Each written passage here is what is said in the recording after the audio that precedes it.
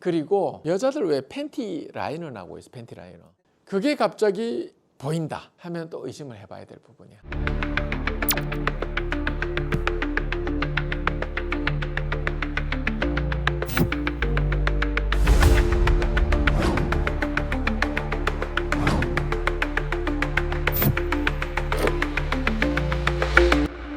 예, 안녕하세요. 탐정가 박경도입니다. 반갑습니다.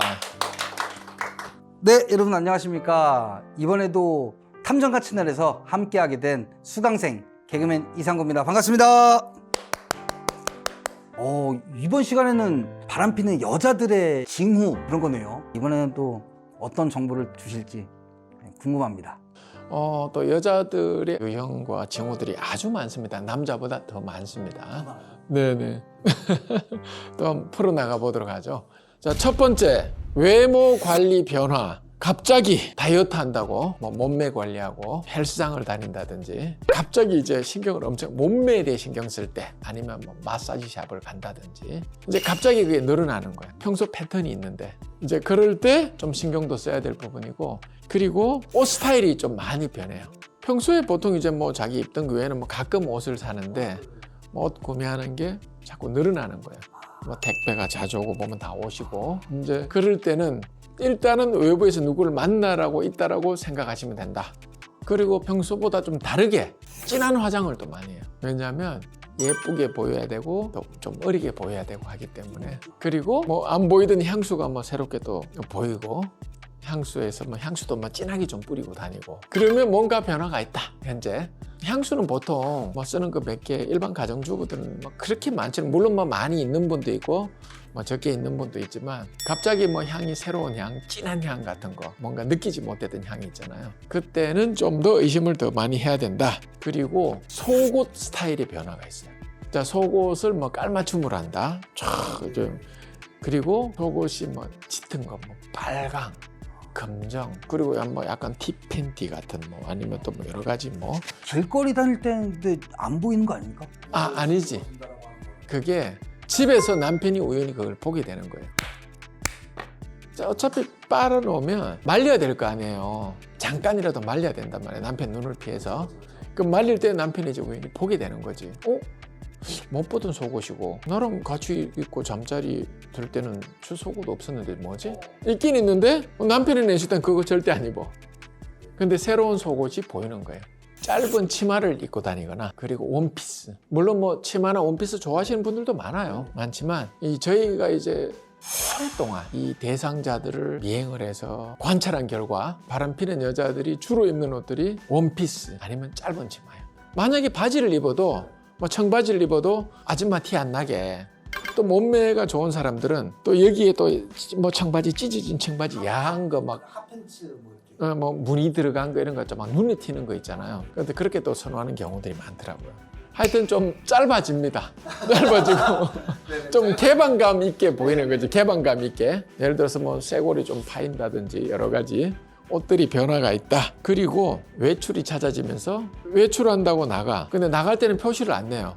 그냥 기초 화장만 가볍게 해서 나 좀 친구 왔는데 친구 좀 만나고 올게. 그러면서 나간단 말이에요. 나가서 한 몇 시간 있다가 들어와. 자다가 얼떨결에 이렇게 봤는데 화장이 짙게 돼 있는 거야. 나갈 때는 기초 화장 가볍게만 스킨로션만 바르고 갔는데, 이제 나가면서 차에서 바르구나.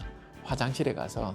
그렇게 해서 남자 만나고 그렇게 들어오는 거예요. 그리고 만약에 남자를 만나서 모텔을 갔다. 그러면 샤워를 하더라도 얼굴 부분은 절대 좀 안 되겠죠. 얼굴 부분은 넣고 이제 샤워만 하고 들어오니까. 그리고 이 화장 지우려면 또 남자 앞에서 화장을 지우면 자기 맨 얼굴이 보이게 되고, 그렇기 때문에 절대 안 지운단 말이야. 근데 늦긴 늦었고, 그런데 집에 바로 들어간단 말이야, 여자들이. 화장을 안 지우고. 그래서 남편이 이상하게 생각하는 거야. 뭐지? 나갈 때는 맨 얼굴로 나갔는데 들어올 때는 화장을 아주 짙게 해서 들어오는 거예요. 이제 그런 유형들이 좀 많다니까. 나갈 때랑 들어올 때랑이 화장이 다르다? 야, 그건 좀 유심히 봐야겠네. 그리고 여자들 왜 팬티 라이너라고 있어, 팬티 라이너. 그게 갑자기 보인다 하면 또 의심을 해봐야 될 부분이야. 물론 팬티 라이너 하시는 분들도 많아요, 여자분들. 근데 팬티 라이너를 잘 안 하는 사람이 팬티 라이너가 집에 이렇게 보인다든지, 그것도 이제 의심할 부분이다. 팬티 라이너가 왜요? 그 팬티 속에 이제 붙이는 거잖아요. 여자들 어떤 뭐 여러 가지 뭐 분비물이든 뭐든 그런 것 때문에 붙이는 거잖아요. 근데 이제 외부에서 딴 일을 하다 보면 그게 또 묻어 나올 수도 있기 때문에 그 라이너로 커버해서 라이너를 버려버리는 거야.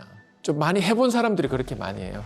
라이너를 버려버리면 그 증거 잡기가 힘들겠네요. 그래서 보통 남자들은 이상한데 요즘 뭐 잠자리도 자꾸 피하고 뭐 이상한데 그래도 팬티 벗어놓으면은 몰래 세탁실에 가서 팬티만 이렇게 봐. 팬티는 아무 이상 없어. 그러니까 휴지통에 따로 팬티 라이너를 버리는 거야. 의심이 정말 간다면 팬티를 보지 말고 팬티 라이너가 있는지 그걸 한번 찾아봐라. 실제로 의뢰인들한테도 그렇게 말씀을 해주시나요? 네네. 그런 경우들의 어떤 남자분들, 의뢰인분들이 얘기를 많이 듣고 확실하다 이거는. 이때까지 살면서 저거 팬티 라이너를 한 사람이 아니었어요. 그는 어느 날부터 뭐 여러 가지 늦게 들어오고 이상해지고 해서 처음에는 모르고 자꾸 팬티만 봤대. 뭐 팬티에 냄새도 맡아보고 어떤 사람들은 그 팬티 있잖아요. 그 수거해가지고 진짜 그저 유전자 검사 안에 보내는 사람도 있어. 아 진짜요? 예. 아니 근데 그거를 뭐 수거하면 어떡해. 그럼 다 알지. 자기 팬티 없어졌는데. 그럼 의심하는 거 바로 아는데. 그렇게 하면 안 되는데. 확실한 거 잡기 전에는 그렇게 섣부르게 움직이면 안 되는데 팬티 몇 장 보내셨어요? 그러니까 집에 있는 거 다 쓸어가지고 뭐 4장, 5장을 보냈대요. 그럼 여자 갑자기 팬티 보내요. 자기 팬티가 어디가 없는 거야. 그러니까 더 의심받고 막 그런 거야. 이게 증거를 혼자 잡다가 증거를 못 잡고 좀 의심스러워. 그래서 탐정가님한테 전화를 했을 때는 그러면 이렇게 확인을 한번 해봐라. 이런 것도 좀 알려주시나요? 그렇죠. 왜냐하면 뭐 팬티 자기가 확인하고 그 정도 될 것 같으면 그 전부터 이 사람은 어느 정도 기간에 의심을 하고 있었거든요. 이상하다 이걸. 왜냐하면 부부는 오랫동안 같이 살아왔기 때문에 이 직감이란 게 있어요. 남자든 여자든. 그러면 그때 이거는 뭔가 있다라고 판단하면 전문가한테 맡겨야 되지. 주로 이제 그 의뢰인분들이 특히 남자분들 나름 내가 한번 잡아보겠다. 그러면서 이제 의뢰하는 척 전화가 와요. 그러면서 뭐 의뢰를 하고 싶은데 이럴 때는 탐정분들은 주로 뭐 어떻게 해서 움직이시는 거예요? 하면서 이제 조사하는 방법이나 이런 걸 슬쩍 물어봐요. 그러면서 자기네들이 듣고 우리도 이렇게 한번 해보자. 그렇게 해서 이제 비전문가들이 뭐 지인들 아는 동생 뭐 직장 동료 해가지고 출동하는 거야. 그러니까 자기는 나름대로 해본다고 하면서 거기서 다 발각되는 거야. 그렇죠. 뭐 가다가 왜 따라와?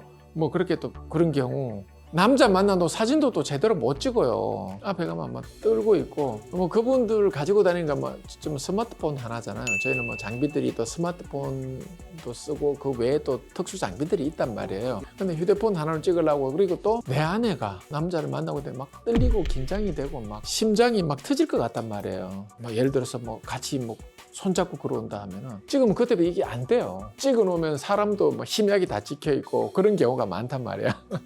그래서 그렇게 섣부르게 하지 마시고 비용은 조금 들더라도 전문가에게 맡겨주시는 게 좋다. 저는 만약에 상대방이 좀 의심스럽다 싶으면 저는 막 이렇다 저렇다 혼자 막 고민 안 하고 좀 바로 그냥 상담을 할 것 같은데 저 같으면. 그게 가장 현명한 방법입니다. 처음에 이 사람들이 다니다가 발각되고 오히려 막 싸운다면 왜 따라오냐, 왜 의심하냐.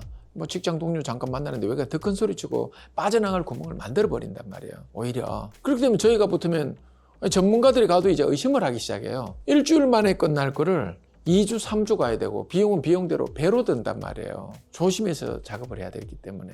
이거 누가 올 거라는 걸 판단하고 있다며. 그 전에 남편이 따라다녔는데 또 오지 않을까? 계속 뒤에 쳐다보고 가는 거예요. 그래서 비용이나 뭐 기간도 더 늘어나는 거예요. 이미 경계를 막 하고 있는 상태에서 그 의뢰를 하면 비용도 그렇고 시간도 그렇고 좀 더 많이 들어갈 수가 있겠네요. 그렇죠.